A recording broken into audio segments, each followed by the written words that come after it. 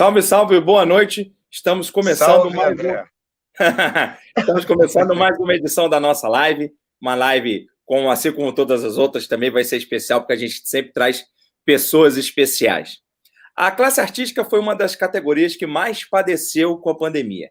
Em contrapartida, foram estes profissionais que mais produziram entretenimento para ocupar o tempo mais livre que as pessoas passaram a ter, já que estavam confinadas durante a quarentena.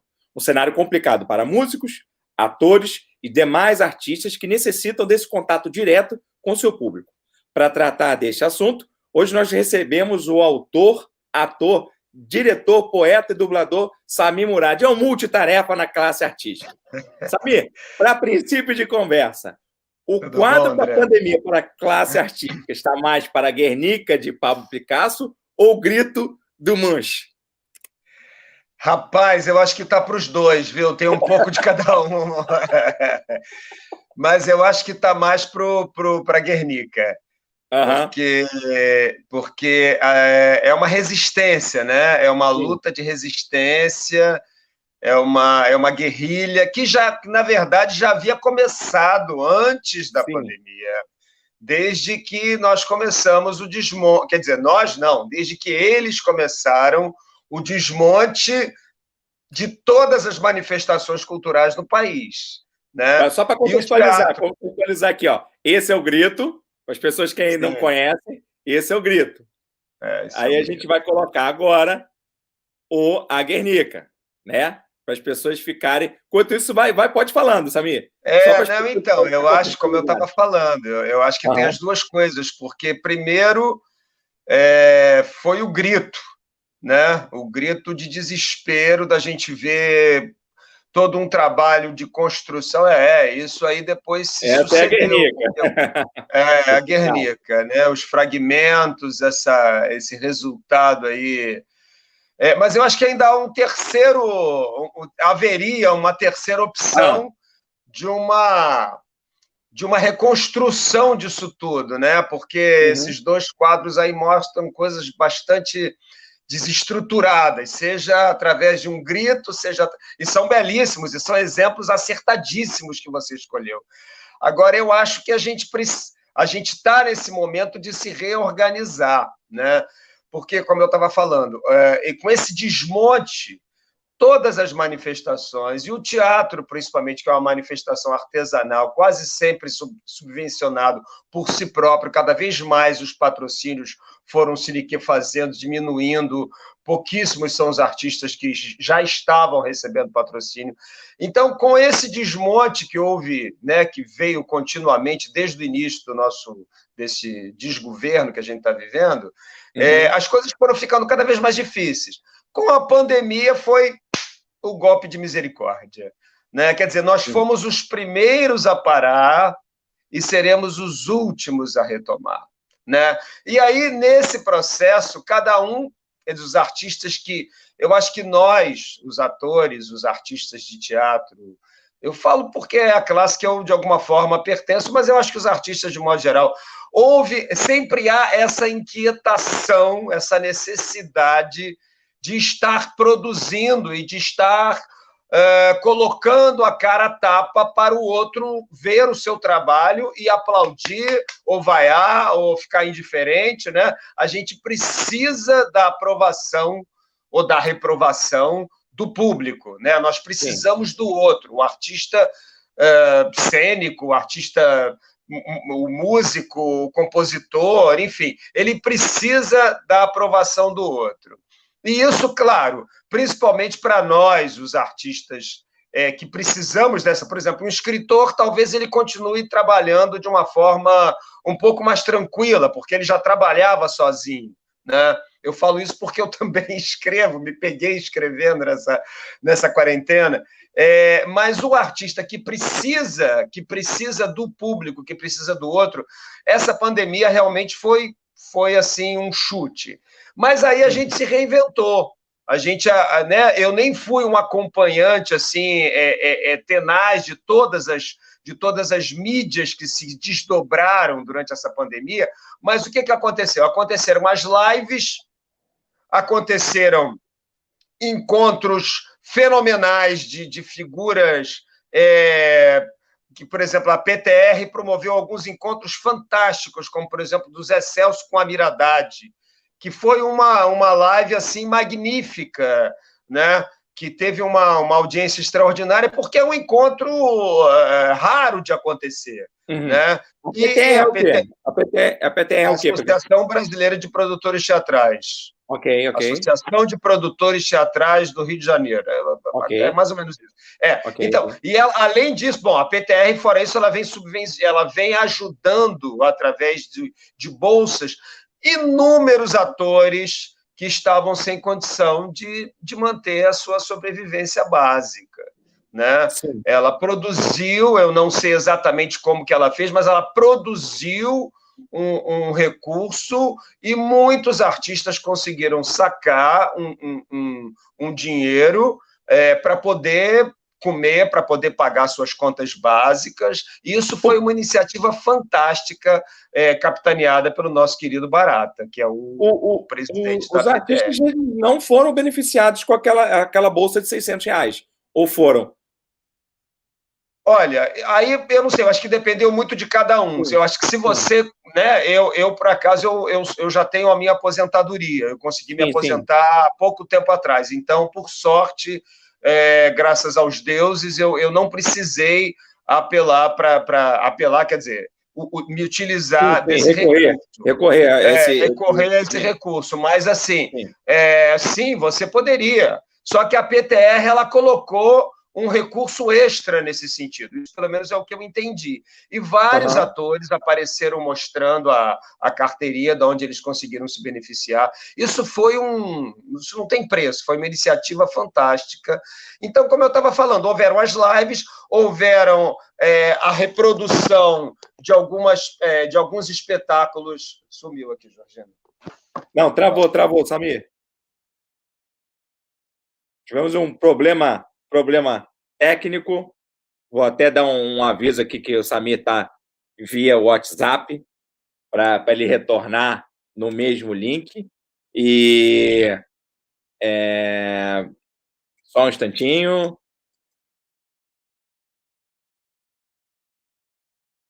Estava falando dessa questão da classe artística, a sobrevivência da classe artística neste momento. Então, assim, só para dar um contexto, que é passar essa informação para ele, foi aprovada uma lei Aldir Blanc, que é a lei Aldir Blanc, vou até que estou fazendo a pesquisa aqui, recorrendo, a lei que garante a todos os municípios do país recebam recursos para desenvolver ações emergenciais destinadas ao setor cultural local. Serão distribuídos R$1,5 bilhão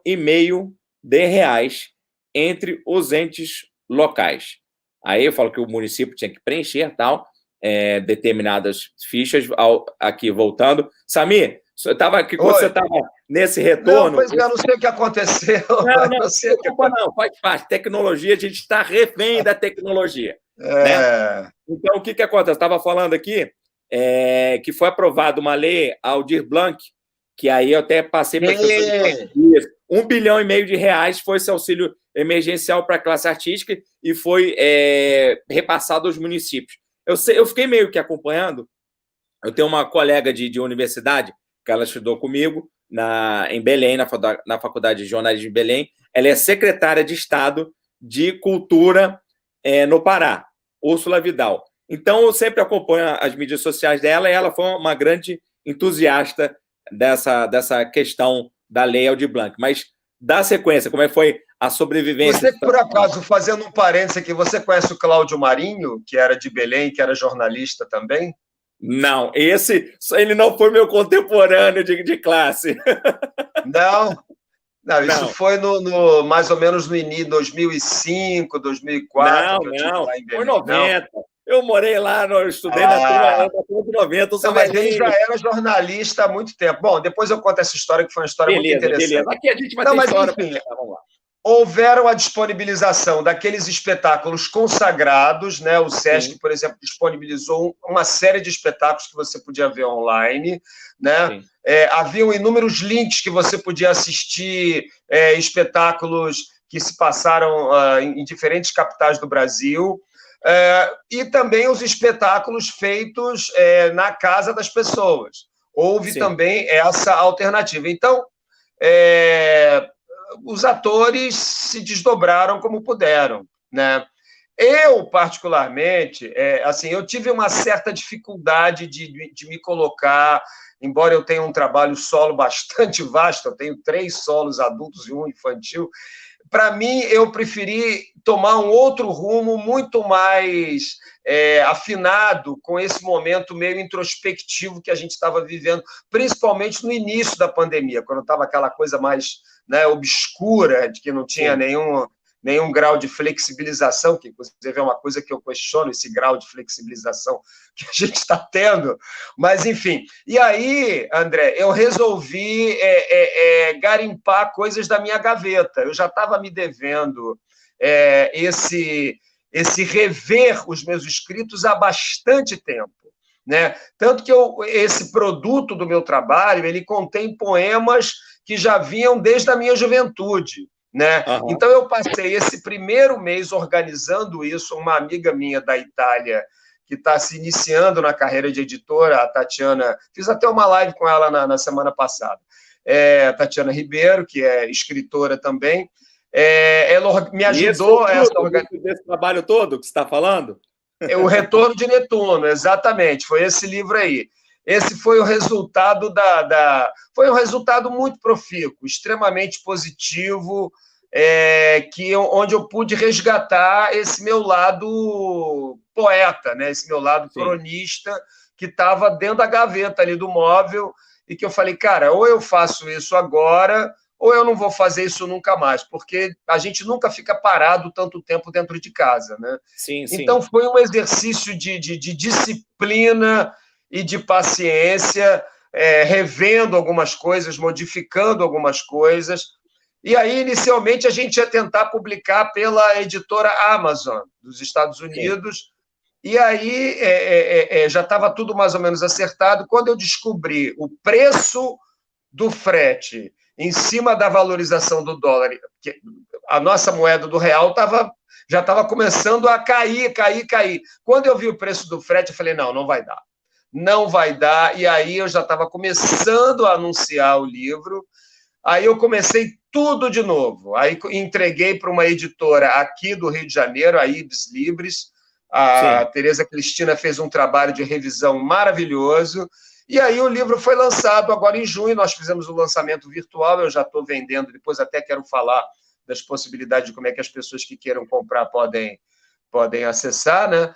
E assim, graças a Deus, foi um presente que eu ganhei em função, quer dizer, um limão que eu fiz uma limonada dessa pandemia, né? Deixando aqui a obra, eu vou fazer alguns questionamentos. Vamos lá. Esse livro são contos, crônicas e poesias ou não? É só poesia? Não, são basicamente, uma boa parte deles são poemas que eu dividi em 2 partes. Os poemas juvenis, que vão mais ou menos dos 18 aos quase 20 e tantos anos, né, que incluem também canções, letras de canções que eu compus nessa fase, que estava tudo na gaveta, e poemas mais posteriores, que começaram aos 40 anos, e esses foram os mais elaborados, né? Os mais maduros. Então, tem esses dois corpos, esses 2 blocos de poemas. Tem os contos e crônicas, que totalizam mais ou menos uns 6 ou 8, mais ou menos, por aí, uns 8. E tem os aforismos, que são pensamentos que eu também desenvolvi, às vezes com uma certa ironia, com um certo humor, né?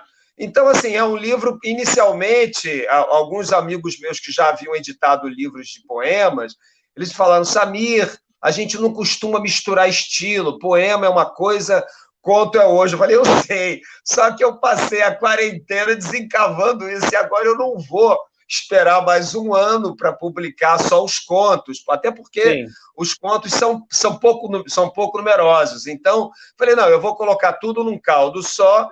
E aí o que resultou foi esse livro aqui, que é um livro de 250 páginas. Eu já ia te né? perguntar o tamanho do seu Não, filho. é um livro médio, né? Não é nem um Dostoiévski, né? Mas não é um livro também fininho de poesia.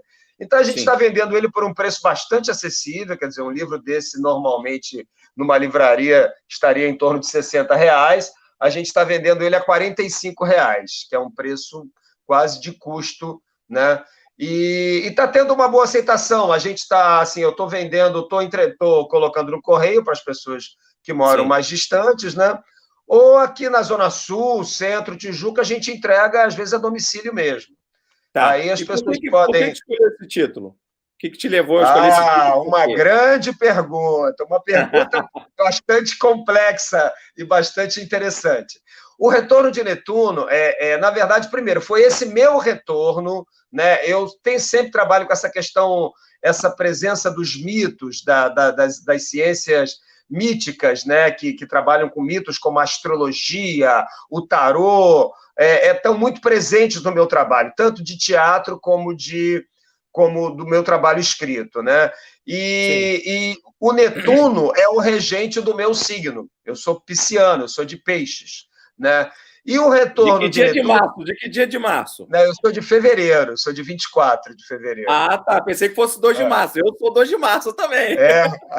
Você já é do segundo decanato, eu sou do Sim. primeiro. Então, e aí o Netuno é o nosso regente, né? Já levando também a sardinha para sua brasa. Então, assim, primeiro o retorno foi esse retorno simbólico que eu fiz aos meus próprios escritos, já depois de muito tempo deles estarem distantes de mim no tempo e no espaço. Esse calhamaço de papel eu carreguei por todas as casas que eu vim morando nesses últimos 30 anos. Então, eles já estão... Alguns estavam amarelados, rasgados, né? Então, foi um retorno a esses escritos. E o retorno também se aplica na astrologia, você tem o retorno de alguns planetas que passam pelo mesmo lugar do seu mapa natal. Você nasce, você tem um mapa natal. Então, você, por exemplo, você nasceu com o Saturno a 25 graus de peixes, né? Quando você tiver em torno dos 30 anos, é a famosa crise dos 30. O Saturno vai voltar ao ponto zero do mapa onde ele estava no momento que você nasceu. Esse retorno, esse momento do retorno, quando ele começa a se aproximar desse ponto, ele vai provocando em você o que a gente chama normalmente de crise dos 30, que é o quê? O mito do Saturno é o quê? É aquele velho com aquela foice na mão. Ele vai cortando, vai ceifando da sua vida tudo o que não esteve, o que não está bem plantado. Inclusive os seus cabelos, que eu comecei a perder cabelo com 30 anos, né? Para quem tem tendência à calvície, que o Saturno também está relacionado aos cabelos. Então, assim, é a crise dos 30, é a revisão dos seus conceitos, é a chegada na maturidade, é você falar, poxa vida, o que eu tenho feito da minha vida? É você botar o pé no chão, de fato, né? Talvez pela primeira vez, dentro da sua juventude, já não tão jovem assim. Urano, que é um outro planeta mais pesado, que quanto maior o círculo que ele faz em torno do Sol, mais tempo ele leva. Ele leva 40 anos, e a famosa crise dos 40, que também tem um outro significado, o que você fez em cima dos 30 aos 40, e que você já é uma pessoa realmente agora madura, né? Sim. O Netuno, você teria que viver 156 anos para que ele voltasse ao ponto original. Então, o retorno de Netuno é uma utopia, ele não existe, né? Ele está presente no nosso mapa de forma geracional, assim como Urano e Plutão, que são planetas que ficam de fundo e atuam na sua psique de forma muito sutil, né? Por exemplo, todas as pessoas que têm a sua idade, 5 anos a menos, 5 anos a mais, elas têm Urano em determinado signo, né? O Netuno mais ainda. O Netuno tem uma faixa mais ou menos de 17 anos para quem nasceu naquela faixa. Não me recordo exatamente se é 17, mas é alguma coisa em torno disso. Então, esse retorno de Netuno ele é utópico, né? Ninguém vive 150, pelo menos que eu saiba, ninguém vive 156 anos. Mas ele está ligado à espiritualidade, à arte, a todas as formas artísticas, à sua mediunidade, à sua capacidade de escrever poesias, assim como algumas características não tão positivas, como as drogas, o alcoolismo, o escapismo, o não assumir as coisas que você fala. O Netuno ele tem uma série de desdobramentos, né? E claro que eu trouxe ele para o lado artístico, e os meus poemas eles têm muito dessa característica da memória, do sonho, né? Do sonho em forma de memória, ou da memória em forma de sonho. Eu trabalho com esses fragmentos do meu passado, das imagens que ficaram na minha retina, dos meus familiares, da minha ancestralidade. Então, né? É um trabalho revisionista. Samir, um trabalho olha só. Vou botar aqui bem rapidinho. Depois eu vou botar aqui porque é um pedido. Tá três comentários aqui. É meu sobrinho. Legal. Ele é fissurado em dublagem. Isso a gente vai tocar mais para frente. Que ele se amarra no Cinco Studios. Vai lá, o Delarte, Cinevídeo, Herbert Richards, Audiocorp e Alamo.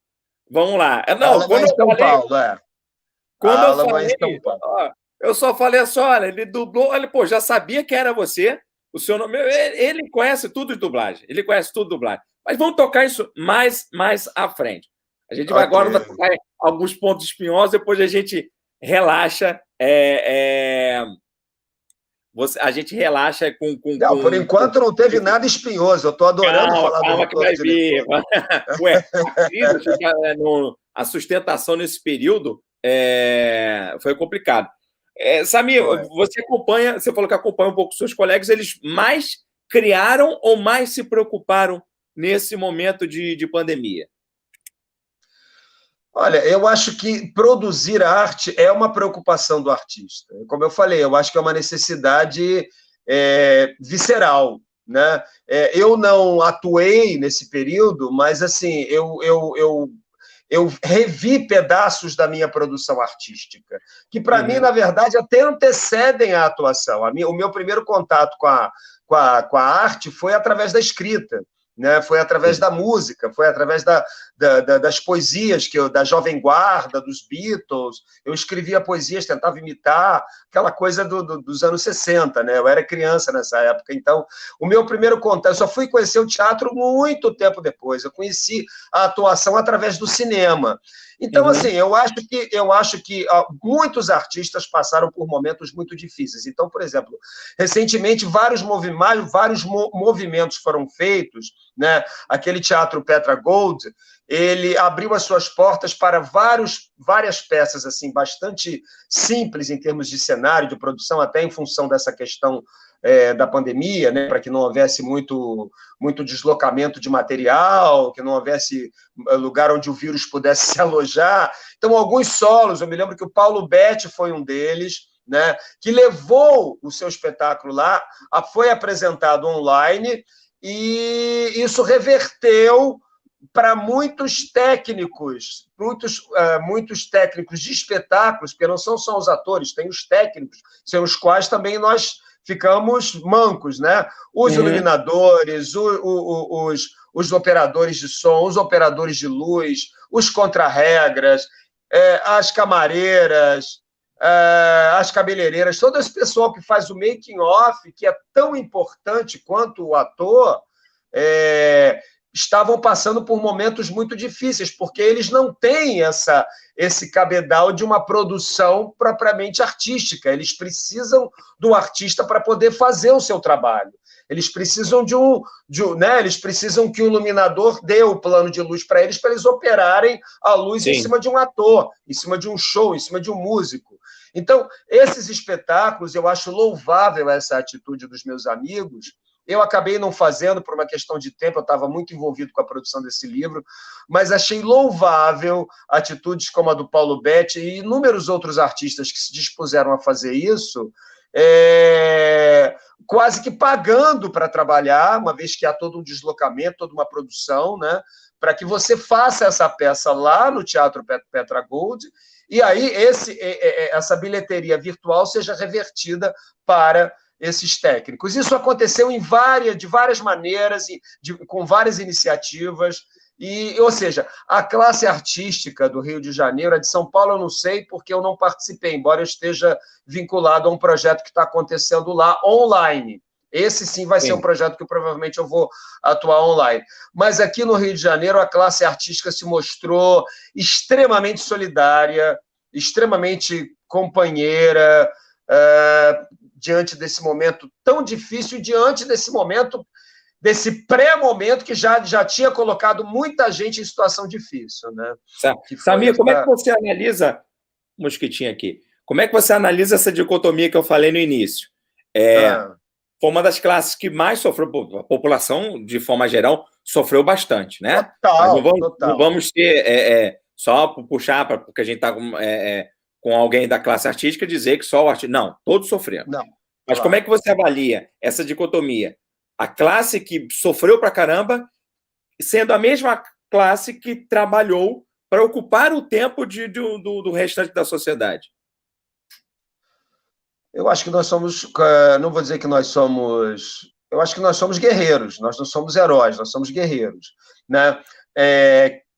Como eu te falei, eu acho que é quase você precisa trabalhar a sua arte como você precisa respirar ou comer, entendeu? Então, para o artista, há essa necessidade intrínseca na sua existência, não tem sentido ele utilizar o tempo dele de uma forma estéril. É óbvio que nós não utilizamos o nosso tempo da melhor forma possível, até porque nós precisávamos tomar todos os cuidados, enfim, resguardar nossos entes queridos, a nossa geladeira, a nossa casa. Sim. Então, há todo um desdobramento de funções básicas, tanto que eu conheço muita gente que não fez nada, porque não tinha condição de fazer, né? Mas a maioria das pessoas, meus amigos de Facebook, meus amigos virtuais, os amigos que eu falo pelo WhatsApp, toda hora tem gente promovendo algum evento, toda hora tem gente promovendo live.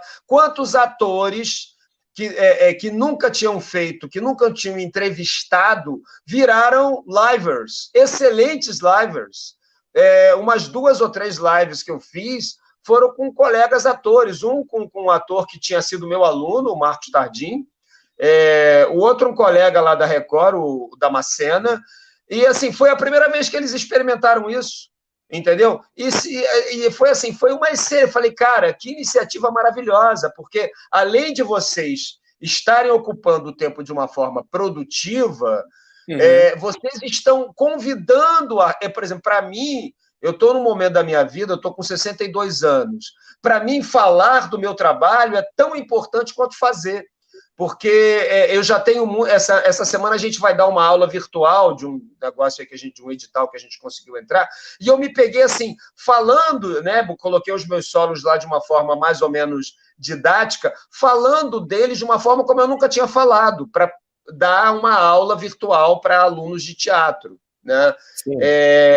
Então, assim, esse trabalho que nós tivemos que descobrir meio que né, cavando essa dificuldade tecnológica, porque, por exemplo, eu mal domino, foi uma maneira extremamente criativa, produtiva e generosa que a gente teve de dividir o nosso trabalho, já que a gente não pode estar no palco, já que a gente não pode estar na televisão, já que a gente não pode estar no cinema, já que a gente não pode fazer os nossos pequenos trabalhos, a gente está aqui botando a cara, mostrando quem a gente é, falando do nosso trabalho, né? Isso tem sido uma injeção de ânimo na veia das pessoas. Eu tenho certeza disso.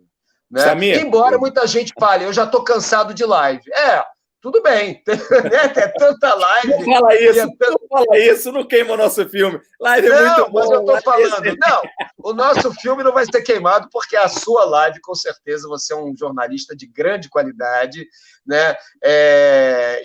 Mas só que assim, quer dizer, a live virou uma moda também. Como sim, tudo que vira sim, moda é um problema, porque cai no problema da massificação. É por isso que eu trago convidados com conteúdo para não ser um passatempo, ser um ocupa-tempo de forma positiva. Então, só para quem está chegando aqui agora, nós estamos na nossa live, falando em live, nossa live para princípio de conversa, que acontece todas as terças e quintas-feiras, sempre às 19 horas, no nosso canal do YouTube. Então, se você está chegando aqui hoje, no cantinho ali do Samir, no cantinho ali, tem uma xicrinha de um café, clica nessa xicrinha, assina o nosso canal, acione as notificações que é o sininho. Então, cada vez que for lançado ou anunciado o próximo vídeo, você já vai ser informado. E também inscreva-se nos nossos perfis no Instagram e no Facebook, que ali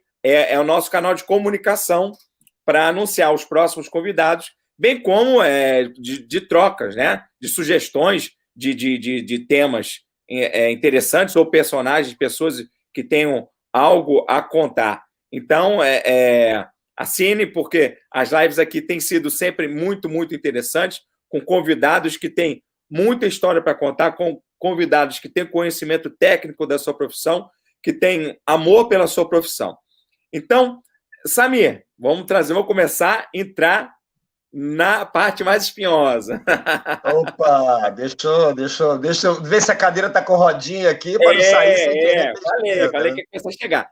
O artista é um cronista de sensibilidade do seu tempo, né? Que tipo de artista tem sido forjado durante a pandemia? Vamos lá. Primeiro, qual o tipo de artista que é forjado durante a pandemia? Mas você está falando do artista o quê? Do artista cênico? De forma geral. Seja na música, seja na redação, um autor, seja um ator, seja um diretor. Que tipo de artista ele é forjado durante uma pandemia? Quando eu falo pandemia, é esse tipo de estresse diferenciado que há 100 anos a gente não tem, né? A última pandemia... Olha, eu acho que, assim, por incrível que pareça, eu acho que o artista, em função da sua profundidade de alma, né, em função do seu mergulho dentro do seu próprio ser, ele consegue perceber esse cataclisma que está acontecendo de uma forma um pouco mais distanciada e impessoal, no bom sentido. Ou seja, ele sabe que isso é uma coisa que aconteceu outras vezes, né? Ele já estudou um pouco, ele já sabe um pouco da história, né? Por exemplo, Shakespeare, ele escreveu em meio a pandemia da peste negra, entendeu? Algumas peças que ele escreveu, né? E outros mais, né? O Artaud tem um artigo que ele faz um paralelo do teatro e da peste, que está no livro dele, O Teatro é Seu Duplo, que ele coloca o efeito da peste parecido com o efeito do verdadeiro teatro. Claro que é uma licença poética, sim, mas eu estou falando, esses elementos que você, de alguma forma, lança a mão em função da sua memória. Claro que a pandemia não é fácil para ninguém, óbvio, evidente, né? E os artistas, mais uma vez, solidários e conscientes, seres humanos um pouco mais sensíveis, todo mundo, praticamente todo mundo que eu conheço, tomou as medidas adequadas, né? Se resguardou, usou máscara, ficou em casa quando podia ficar, saiu só em última alternativa para fazer as coisas necessárias. Todas as pessoas que eu conheço fizeram e ainda fazem. Então, eu acho que a gente sabe que isso é uma coisa cíclica. Isso está no livro do Netuno. O Netuno ele exige de você uma percepção, que eu acho que o artista tem, e eu estou falando do artista, não estou falando de mim, uma percepção mais ampla das correntes da humanidade. E aí eu acho que a gente sabe que isso já aconteceu outras vezes, e que está acontecendo agora, independentemente do vírus ser natural ou ter sido fabricado, né? Sim. O mal aconteceu, né? E ele se deflagrou de uma forma que possivelmente o mundo não vai mais voltar a ser como era. Né? Eu estava escutando hoje uma jornalista falar no rádio como que esse termo novo normal irrita, porque esse novo normal, ele não é normal, ele não é o normal que a gente estava acostumado, né? Então, assim, eu acho que o artista, ele se vê diante de um desafio de colocar tudo o que ele sabe, e um pouco mais ele vai ter que buscar nos seus livros, nos seus pensamentos, nos seus escritos, nos seus acordes, na live que ele vai ter que fazer, no teatro que ele vai querer fazer online, como ele vai se divulgar.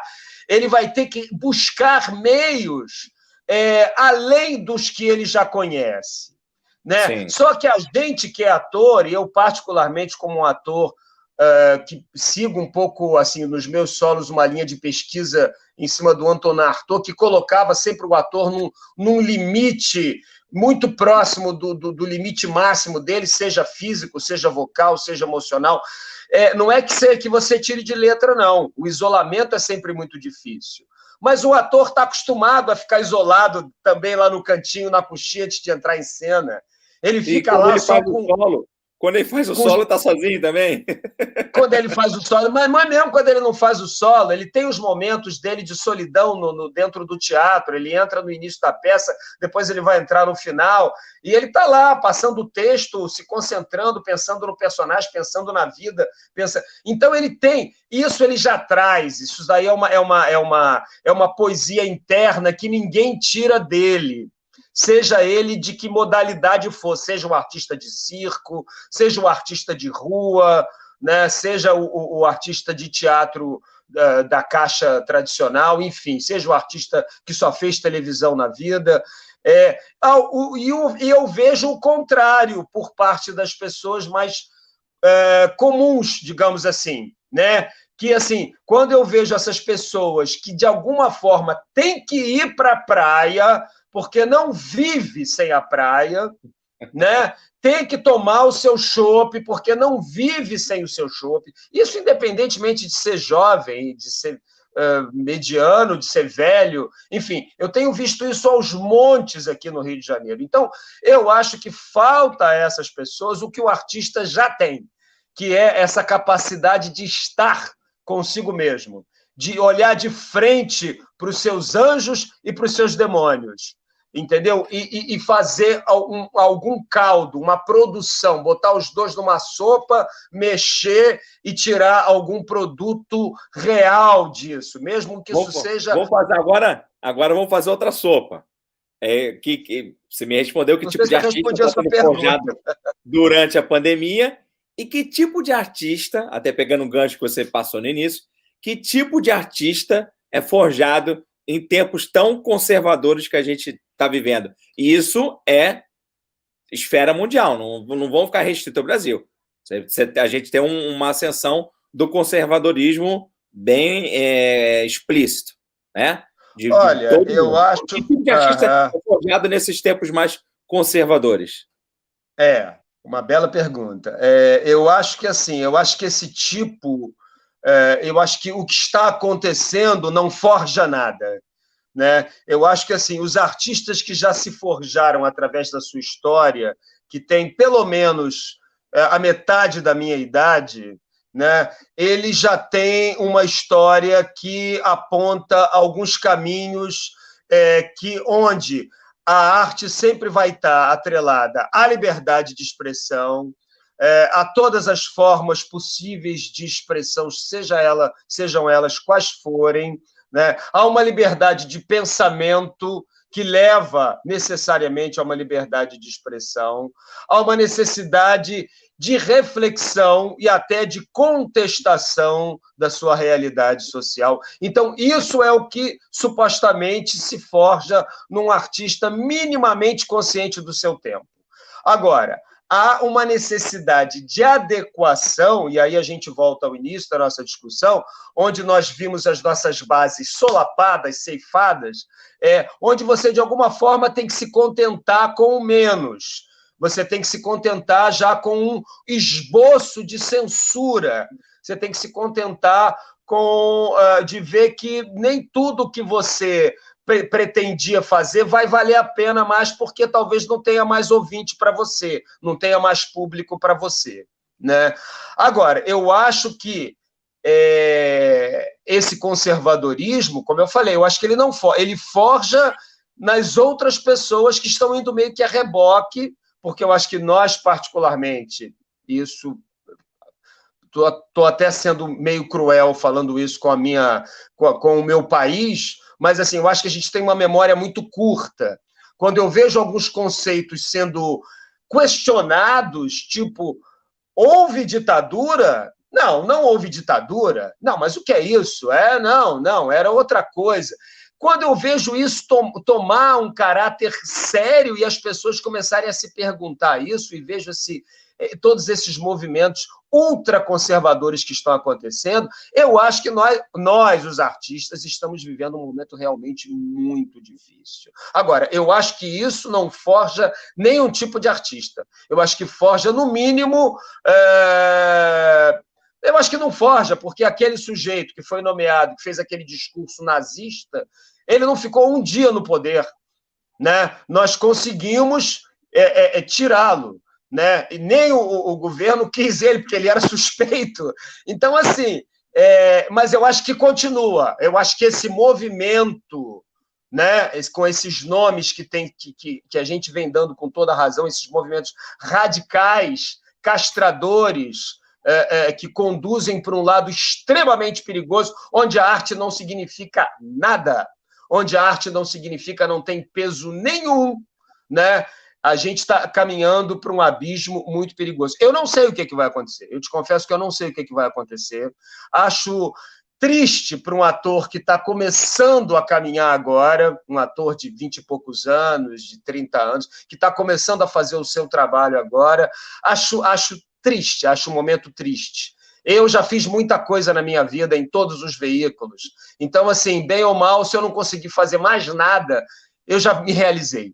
Entendeu? Agora, eu acho isso, André, eu acho que esse tipo de mentalidade não forja artistas. Eu acho que forja pessoas sem nenhum tipo de reflexão, sem nenhum tipo de caráter crítico, que não conseguem ler 3 linhas, entendeu? Porque não tem neurônio para isso.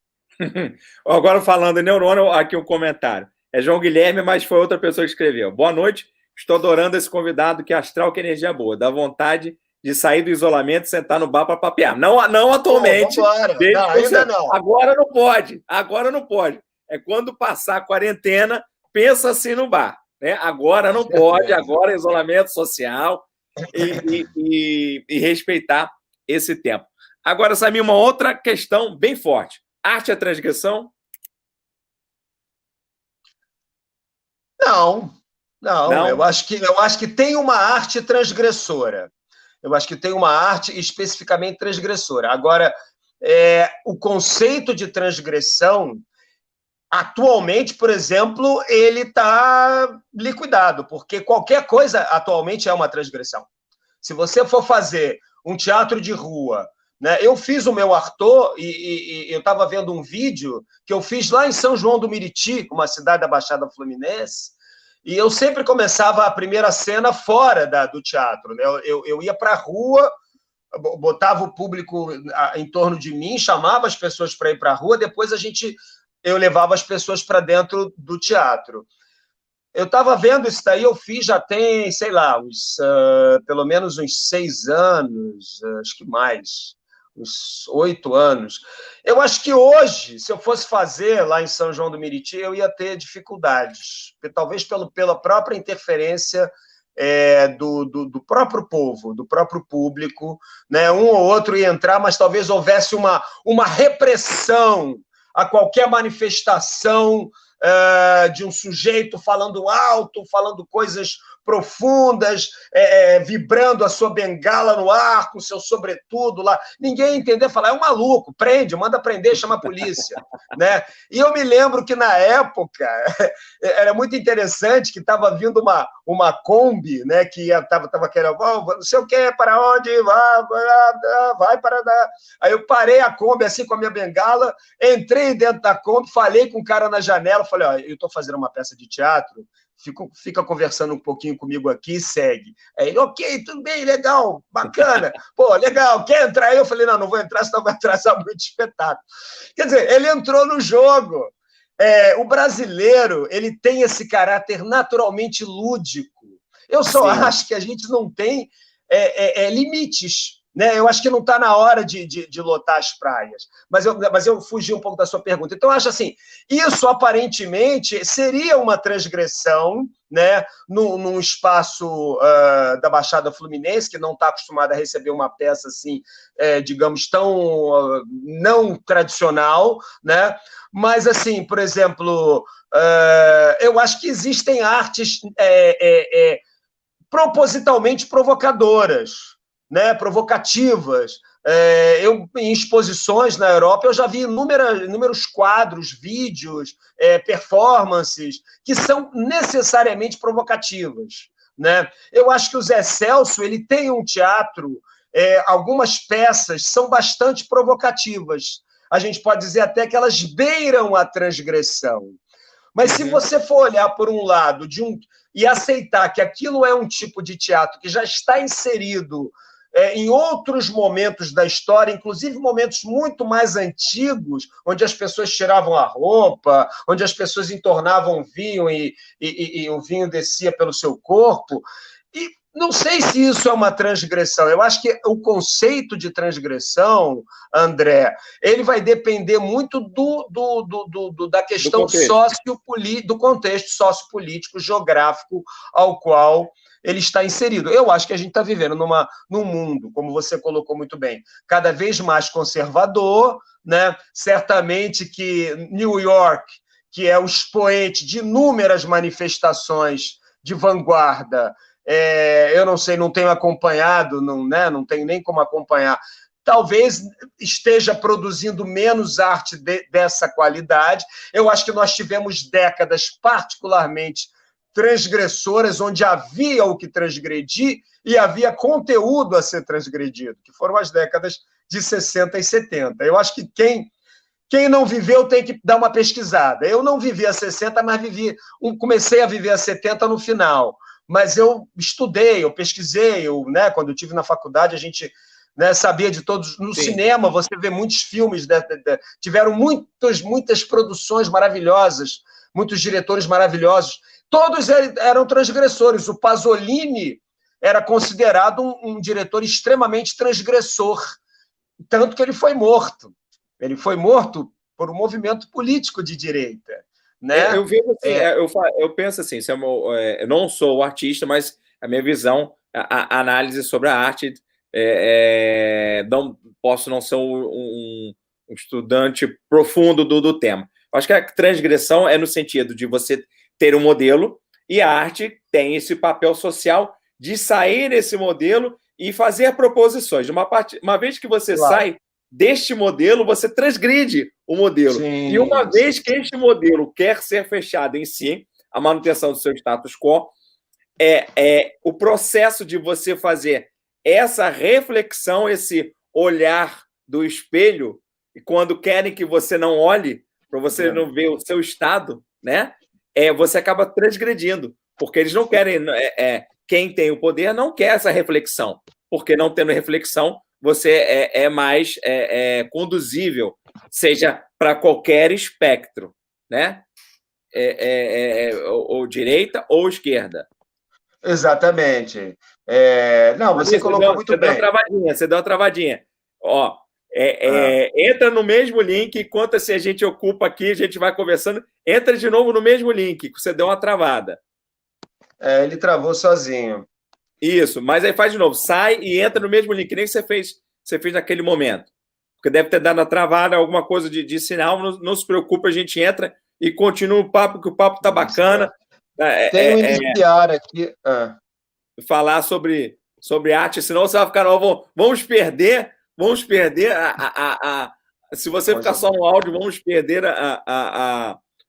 o seu modelo cênico, né? Você falando, suas intenções de fala.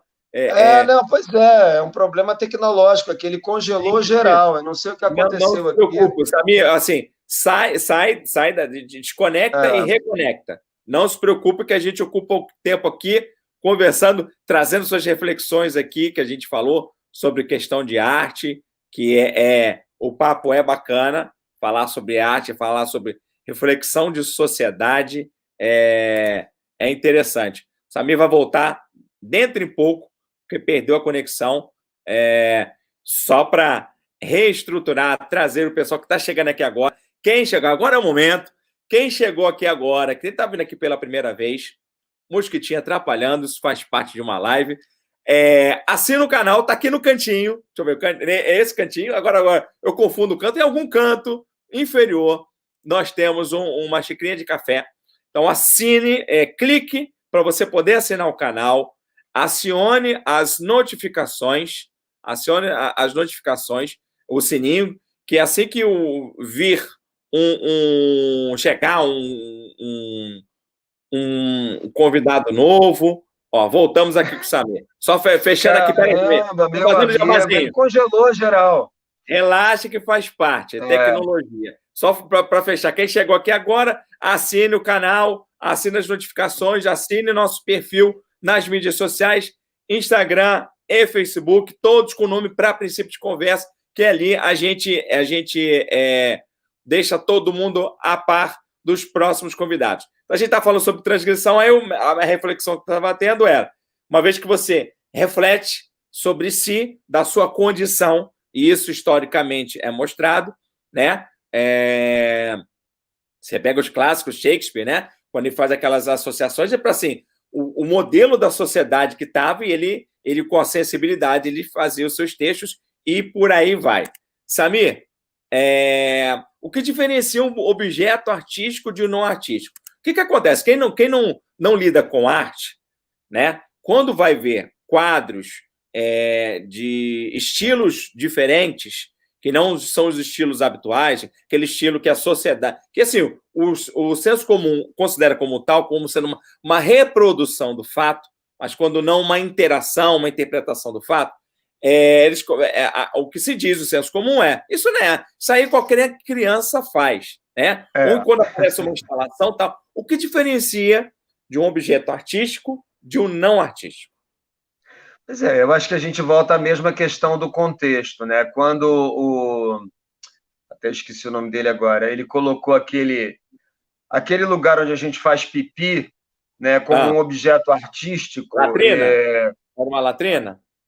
Não, era onde a gente faz pipi mesmo, tipo no mictório masculino. Uhum. Quando ele colocou aquilo no início do movimento dadaísta, as pessoas torceram o nariz.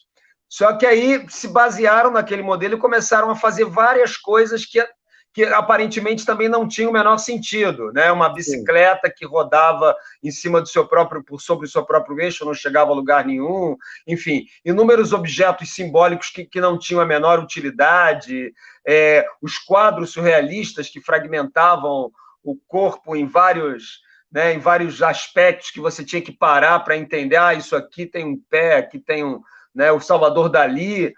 Então, assim, eu acho que isso vai depender muito do olhar, né, do grau de iniciação do espectador, do fruidor, né?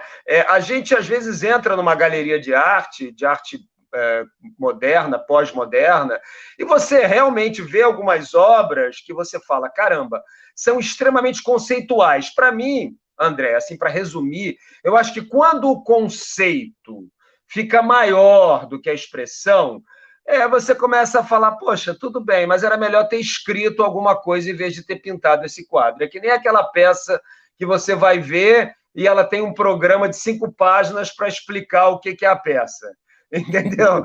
Então, assim, é mais ou menos isso. Não é que aquilo não tenha, naturalmente, seus atributos artísticos, mas eu acho assim, o atributo do pensamento, o atributo da escrita intelectual, da explicação do que ela passa por um outro canal, né? Sim. Se eu boto um quadro branco com um pontinho preto no meio, aquilo pode ter inúmeros significados, né?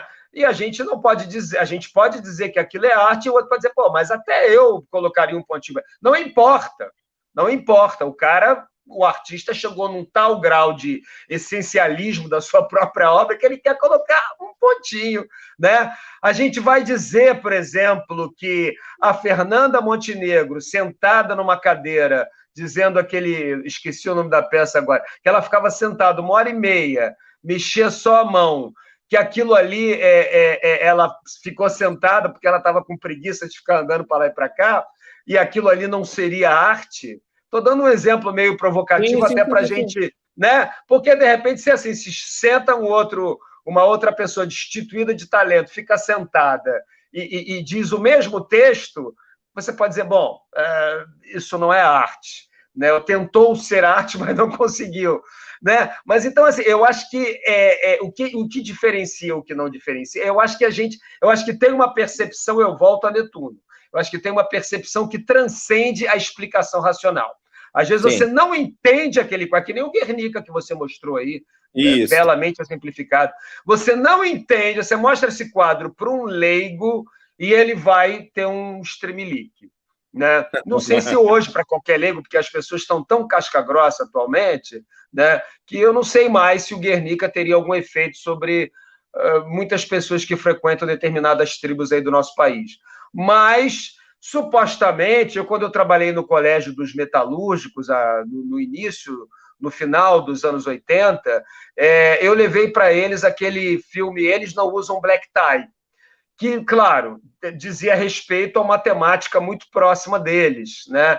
Mas, assim, a fruição que eles tiveram daquele filme, a empolgação que eles tiveram, não só com a temática, mas a gente debateu depois, e eles falaram do trabalho dos atores, eles falaram da luz da fotografia, e eram metalúrgicos em formação, não eram iniciados, não.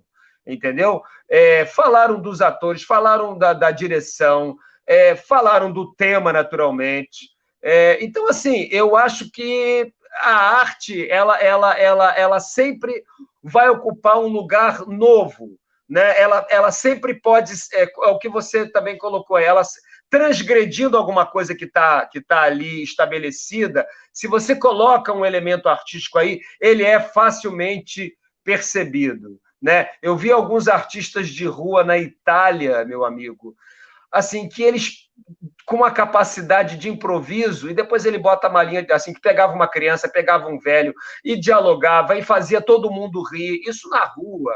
E depois eles botavam a malinha debaixo do braço, eu vi o cara depois pegando o ônibus, né? A gente pegou um ônibus junto com ele.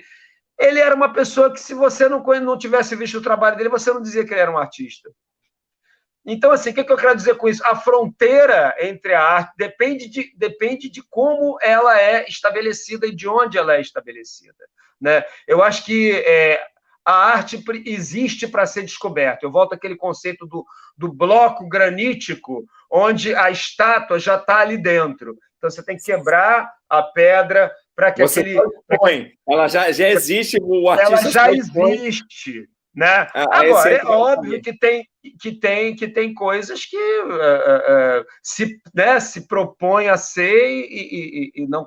Eu acho que o pontinho pode ser. Eu acho que o pontinho preto no quadro branco pode ser arte, sim. Ao contrário, talvez, do que muitos possam pensar, mas isso meu filho faz. Não importa, seu filho então também é um artista. Agora, ele vai fazer o pontinho preto por quê? Né? Eu acho que tem a ver com a motivação. Eu acho que a arte ela não nasce na expressão, ela nasce na pré-expressão. Né? A gente tem algumas correntes... No quê? Na intencionalidade. Na intencionalidade, na pré-expressão. Por exemplo, existe um cara chamado Eugênio Barba, que bebeu muito na fonte do Antonin Artaud, e ele trabalha todo um aquecimento para o ator de diversas formas, só que aquele aquecimento já é também um trabalho expressivo, é o que ele chama de pré-expressividade, entendeu? E aquilo é para chegar num resultado, você vai ter todo um trabalho para pegar um trombone e tocar um trombone de forma expressiva. Você vai ter todo um trabalho para subir numa perna de pau e andar na perna de pau. Mas a subida na perna de pau já é um movimento artístico. Então, a arte ela começa antes da expressão. Né? Não sei se eu me fiz claro. Não, claríssimo. Vamos aqui para satisfazer a nossa audiência. Não vai dar tempo para falar de dublagem, vai ter que fazer outra live. Não, vai dar tempo sim. Vai dar tempo sim. Samir vai falar agora de dublagem. A dublagem é técnica, porque as pessoas só veem o trabalho feito. Atualmente, agora você tem uma demanda muito grande além dos canais de assinatura, você tem os streamings, você tem uma demanda muito grande, o trabalho é sempre visível. Eu, quando era mais jovem, eu começava a identificar, não tinha essa divulgação, tanto a gente não sabia quem era o dublador, a gente só reconhecia, a nossa memória auditiva reconhecia que o dublador que fez esse personagem fez esse. Como é que é o trabalho do dublador? Como é que é assim, a escolha? Como é feita uma direção de uma dublagem? Você chegou a dirigir dublagem? Não. Você só foi o dublador? Não. Nunca dirigi, só dublei. Na verdade, André, eu dublei muito na época Atualmente eu dublo muito pouco. Eu dublo bem pouco. A dublagem foi mudando, né? Muitas coisas foram mudando, as políticas internas foram mudando. Eu ainda mantenho alguns personagens que eu fiz e tal, mas eu dublei muito na época que eu fui contratado funcionário da Herbert Richards, de 91 até 2009, 2010, quando a Herbert acabou, fechou suas portas. Nessa época eu dublei bastante, né? Bom, você fez várias perguntas. A dublagem ela é um trabalho que tem uma história que corre paralela à história da atuação, por exemplo. Ela é uma atuação bastante específica. Muitas pessoas da dublagem vieram do rádio, né? Algumas da televisão, na época, dublaram. O Lima Duarte dublou, Jô Soares dublou, Cláudio Cavalcante, que Deus o tenha, dublou. Quem mais? Bom, só Miele dublou, que Deus o tenha também. Enfim, eu entrei para a Herbert Richards no momento que essas vozes que você falou que reconhecia já estavam cansando um pouco. Então, eles estavam precisando contratar novos atores, dubladores, para dar vazão à demanda daquelas novelas mexicanas que estavam chegando. Estava chegando muita produção de novela mexicana. Isso no início, como eu te falei, dos anos 90. E aí eles fizeram eu fiz um curso, fizeram alguns testes, e eu comecei a trabalhar. Nunca deixei de fazer teatro, continuei fazendo algumas coisas em televisão, me desdobrava. Mas a dublagem ela é uma escola muito boa para o ator em termos da precisão, em termos da necessidade de você ter um tempo, ritmo que a gente tem que ter no teatro, mas ela te obriga, né, a trabalhar com isso com muita rapidez, até porque você não tem muito tempo de ensaio, né? Certo. Você vê você vê duas, e eu peguei a fina flor dos diretores mais tradicionais da dublagem. Hoje em dia não é querer absolutamente menosprezar, mas hoje em dia ficou mais fácil, porque você tem tecnicamente, você, às vezes, a fala, você ajusta, você comprime um pouquinho, você expande um pouquinho, né? Claro que você tem que colocar mais ou menos no lugar, e você dublava com todo mundo junto. Quando eu comecei a dublar, eu via aqui o seu Márcio Seixas, aqui o seu Newton da Mata, aqueles monstros da dublagem, eu ali no meio, entrando com a minha falinha, no meio daqueles dois super nervosos, todo mundo na bancada junto. Um errava, tinha que começar, tinha que voltar tudo, né? Hoje em dia você dubla sozinho. Mas, assim, de qualquer forma, é um trabalho que tem determinadas especificidades, que tem muito ator bom, né, que passou pela dublagem e não conseguiu dublar. E também não tem que conseguir. Eu acho que é uma coisa que cada um desenvolve as suas aí que vem a pergunta agora do Guilherme. Para ser dublador, precisa ser ator? Ou só ele fazer Precisa ter um registro. Precisa ter um registro. Você pode fazer um cursinho de, sei lá, 1 ano, tem cursinhos aí até de 1 ano, você pega o seu registro. Você vai no sindicato, você prova que você tem X trabalhos, você tem o seu registro. Então a pessoa não pode fazer um curso de dublagem para fazer a dublagem. Tem que ser ator para fazer um curso de dublagem. Exatamente. Senão você vai fazer o curso e não vai poder dublar, porque a dublagem ela vai te exigir o DRT. Né? Isso é uma pergunta que se faz com muita frequência, né? E hoje existem muitos cursos, né? Eu também não dou curso, então eu quero crer que os professores dubladores elucidem essa informação preciosa para os alunos não perderem seu tempo e nem seu dinheiro, né? Porque, como você falou, hoje em dia a dublagem ela tomou proporções assim de ser quase uma profissão que ficou na moda, né? Sim. E na época que eu entrei, não, era uma coisa assim, era um emprego, era um trabalho que você tinha, como você tinha o seu trabalho na televisão, você tinha o seu trabalho na dublagem, você tinha o seu crachá, você tinha que cumprir determinadas horas, né? A Herbert Richards sempre foi muito generosa comigo, de modo que eu podia fazer teatro, que eu podia, às vezes, fazer algumas viagens, né? Às vezes era muito cansativo, porque às vezes o diretor te colocava 8 horas da manhã, e você tinha tido teatro no dia anterior até tarde, né? Estava cansado ainda e tinha que acordar e tal. Mas isso acontece com a televisão também. Sim. Tanto que hoje em dia a televisão nem permite mais que os atores, aí, há pouquíssimas exceções, façam teatro enquanto eles estiverem fazendo uma novela, né? Porque eles sabem que é dor de cabeça, que vai dar determinada hora, o ator vai ter que sair correndo, e realmente é um estresse. Eu não gostaria mais de viver isso como eu já vivi, não. É muito estressante. Samir, agora termina. Lembra alguns personagens? Eu não vou nem pedir para você fazer a voz, que senão você não está preparado. Tem alguns, pelo menos. Não é isso. Tem um personagem bem emblemático que o seu sobrinho deve conhecer, que é o Heinz Doofenshmirtz, que é daquele desenho Phineas and Ferb, que é um desenho que agora nem tanto, mas ele ficou um bom tempo aí como uma coqueluche dos adolescentes, das crianças, e até dos adultos também, que é um personagem que fala assim: eu tirei o Perry Ornitorrinco!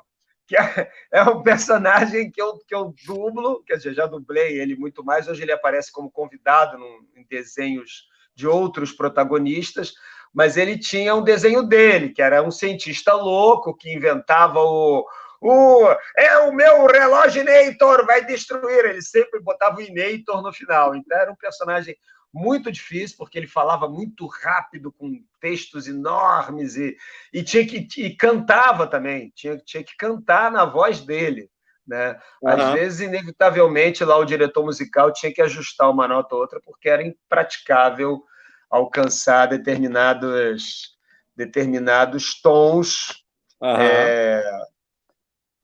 do personagem cantando. Georgina, me ajuda aqui. Então, esse personagem, por exemplo, era bem conhecido, mas, por exemplo, eu fiz o Said do Lost, outro dia eu fiz um podcast com um cara que tem vários... Nessa quarentena eu fiz alguns podcasts e algumas lives específicas de dublagem, e que eu falava, naturalmente, do meu trabalho também, e eles traziam vários personagens que eu mesmo já não me lembrava mais, de atores, né? Diamante do Ben 10, acabou de lembrar aqui, o Diamante do Ben 10. Diamante do Ben 10, exatamente.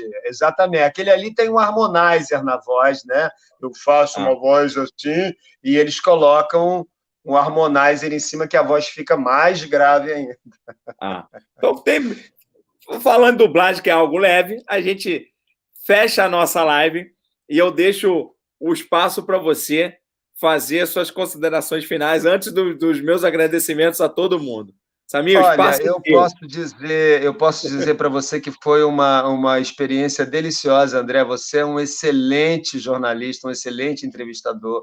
As suas perguntas, elas são muito pertinentes, inteligentes, oportunas, profundas. Então, pega a gente desprevenido, e eu particularmente gosto disso, né? Eu não gosto de ficar repetindo o que eu já falei na outra live, então eu acho isso extremamente... Acho que isso é a semelhança do que você conceituou como arte transgressor, no bom sentido, entendeu? E assim, eu só queria dizer que o meu livrinho, né, O Retorno de Netuno, continua à venda, e assim, as pessoas podem mandar o seu contato para o meu Messenger no Facebook, Samir Murad. Qual o seu contato para escrever aqui? Qual o contato que a pessoa tem que entrar? Eu deixo aqui a faixinha, o banner com ele. Eu posso dar o meu WhatsApp também, que é... Bom, tem o Facebook, o Messenger no Facebook, eu estou como Samir Murad mesmo, é só entrar lá e me solicitar e mandar o interesse, né? E aí a gente vê como é que a gente faz. Ou pelo Instagram também. Mas qual o mais fácil para te localizar? Para o Instagram, não, todos eles são fáceis. Instagram é samir.murad.14. Também pode mandar mensagem pelo Instagram, @samir.murad.14. ou pelo meu WhatsApp, que é 021 99 765 7246. Vou repetir. 021, Rio de Janeiro, 99 765 7246. Lembrando que aqui no Rio de Janeiro, dependendo da região, a gente está entregando na casa das pessoas, deixa na portaria, e aí a pessoa efetua o pagamento via depósito, ou deixa o dinheiro. Bastante simples, uma coisa de mercearia, sabe assim? Entregou, Sim. lá a comidinha, tá aqui o dinheiro, enfim, assim. A gente está simplificando. Ou pelo correio, a taxa também tem uma taxa baratíssima que eu descobri, que é o registro módico, que para qualquer lugar do Brasil está R$ 7,95. Para qualquer lugar do Brasil. Então, o livro está R$ 45, mas essa taxa dá R$ 53. Quer dizer, e você vai ter o retorno de Netuno, e depois você vai me dizer o que você achou. As pessoas, graças a Deus, a gente tem tido um bom retorno assim, das pessoas que têm comprado o livro. Então, deixa eu esse é o telefone aqui do Samir. Queria te agradecer mais uma vez e dizer que nós estamos aí disponíveis para o que der e vier. Então, esse aqui é o telefone aqui embaixo do nosso banner, é o telefone do Samir, 21 99 765 7246, de peça diretamente com ele, aí faz o ajuste, pode comprar 1, 2, 3 livros, faz a doação para alguém que precisa ler neste momento de quarentena. Exatamente. Então, aqui, deixando aqui o livro assim, para a pessoa fixar. Aqui é o livro, o telefone, e vamos fechar aqui. Como sempre faço, a live aqui é da gratidão. Quero agradecer a todos que disponibilizaram só 1 hora, tá? 1h11, 1h12 aqui, disponibilizaram o seu tempo acompanhando a gente. E agradecendo assim, principalmente ao Samir, que se disponibilizou a participar, se disponibilizou a compartilhar seus conhecimentos artísticos, seus conhecimentos, frutos de muito trabalho, que eu sempre valorizo, que o conhecimento não vem do nada, não vem de graça, todos aqui que participam, que sabem, né? É muito de um esforço de um estudo. Para ser artista precisa estudar, apesar de poucas pessoas saberem, né? Mas você precisa de um estudo, você vai ler os clássicos, você tem nuances para interpretação que muitas pessoas não percebem. Para você não ser o personagem, você vai ser o personagem de si mesmo. Tem muito ator que se repete e tem muito ator que fica diferente, que você não reconhece. Tem muito ator que se transforma, muito ator que não é galã e vira galã. Então, isso é uma capacidade vinda de muito estudo. Então, isso de forma geral, a todos os convidados que eu trago aqui, eu agradeço por compartilhar esse conhecimento. E você não deixa de ser mais um deles. Você é mais um que agrega a esse rol de grandes pessoas que participaram aqui. Então, a todos. Tem que fazer a chamada para quinta-feira. Quinta-feira, volta o Rodrigo Kremer, que é advogado, que ele vai falar como é que ficou a questão, a live que teve problemas técnicos, a gente não conseguiu dar continuidade. Ele volta nesta quinta-feira para poder falar como o judiciário trabalhou durante esse período de pandemia e como ele fez, conversando comigo antes, que eu falo que é sempre pré-entrevista, ele revelou o que o judiciário, apesar do senso comum acreditar que é muito moroso porque os processos não avançam, ele falou que está havendo uma modernização aqui no TJ do Rio, que é bastante interessante, e isso vai ser bacana ficar sabendo na próxima quinta, a partir das 19 horas, na nossa live para princípio de conversa. Vamos fechar aqui. Eu indico, porque esse assunto que você levantou aí é de extrema importância nesse momento, sim, de extrema importância. Para todos nós, artistas e não artistas, civis, para todos nós é importante. Mas obrigado ao público que participou, obrigado, André. Essa live vai para o YouTube? Ela está sendo transmitida diretamente para o YouTube. Amanhã, a partir das 8 horas, porque 12 horas depois eu acredito que o YouTube ele faz análise em relação a direitos autorais para ver se tem música. Imagem eu posso chegar a mostrar, né? Por isso que eu mostrei os 2 quadros. Mas música eles fazem alguma restrição, por isso que eu tenho cuidado. Então, vou botar o comentário das pessoas aqui falando, agradecendo. Aqui o Mercado Boaventura, excelente entrevista. Parabéns aos dois. Aí aqui a Consuelo falando, apaixonada. Parabéns, adorei, Samir. Vou comprar o livro, mas quero dedicatória. Claro, evidente. Todos têm dedicatória. Todos. Eu sou inspirado para dedicatória. Aí então aí você me manda o link quando tiver no YouTube, então. Sim, se amanhã vai estar amanhã, eu te mando pelo WhatsApp. Tá ok? Então, tá sim, bom. A todos, muito obrigado. Obrigado. Vou fazer Miguel Falabella, mas até quinta-feira. Não, fazer que nem o Nacional Kid. Até logo! Até logo!